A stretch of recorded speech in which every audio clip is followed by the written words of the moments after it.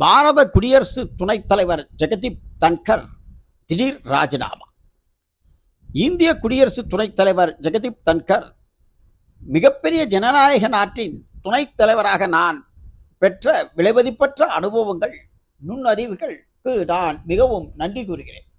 மருத்துவ காரணங்களுக்காக உடனடியாக எனது பதவியை ராஜினாமா செய்கிறேன் என்று இந்திய குடியரசுத் தலைவர் திரௌபதி முர்முவுக்கு எழுதியுள்ள கடிதத்தில், மருத்துவ காரணங்களுக்காகவும் மருத்துவ ஆலோசனையின் பின்பற்றவும் அரசியல் அமைப்பின் பிரிவு 67/A படி உடனடியாக அமலுக்கு வரும் வகையில் இந்திய துணை குடியரசுத் தலைவர் பதவியை நான் ராஜினாமா செய்கிறேன்.